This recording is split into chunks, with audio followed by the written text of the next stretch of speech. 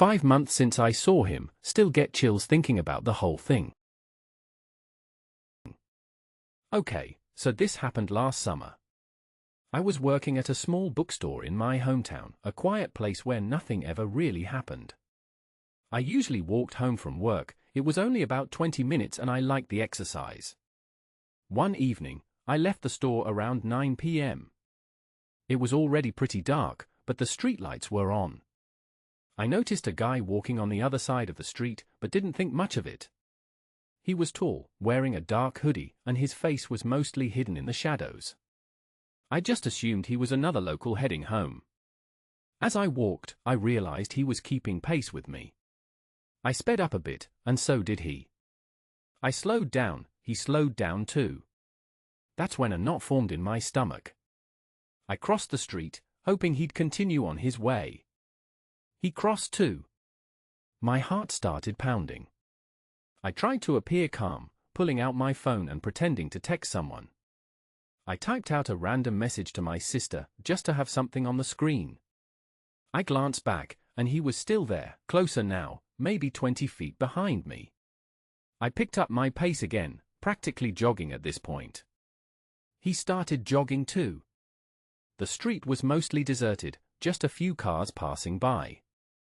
I considered running into someone's yard and knocking on their door, but I was terrified of what he might do if I gave him the chance to catch me. Then, I saw the 24-hour gas station up ahead. It was my only hope. I sprinted towards it, adrenaline coursing through my veins. I burst through the doors, nearly knocking over a display of snacks. The cashier, a bored-looking teenager, jumped slightly. "Can I help you?" he asked. I think someone's following me," I gasped, pointing towards the street. The cashier looked out the window. The guy was standing across the street, just watching the gas station. He didn't seem fazed at all. "He's just standing there," the cashier said, unimpressed.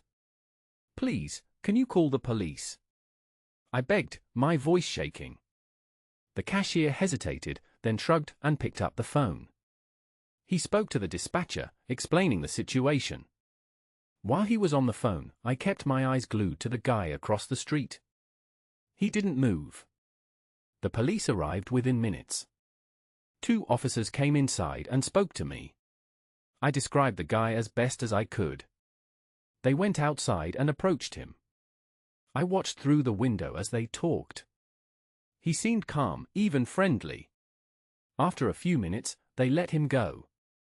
The officers came back inside. He said he was just walking home, one of them told me. We couldn't find any reason to detain him. But we'll keep an eye out. I was shaken, but relieved that the police had at least checked him out. They offered to give me a ride home, which I gratefully accepted. I spent the rest of the night in a state of anxiety, jumping at every sound.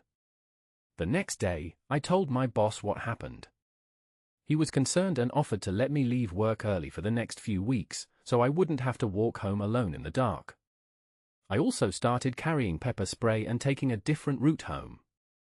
I never saw the guy again, but I still think about him sometimes. The way he kept pace with me, the way he just stood there watching the gas station, it was all so unsettling. It's a reminder that you never really know who's out there, and that even in a quiet town, danger can be lurking just around the corner.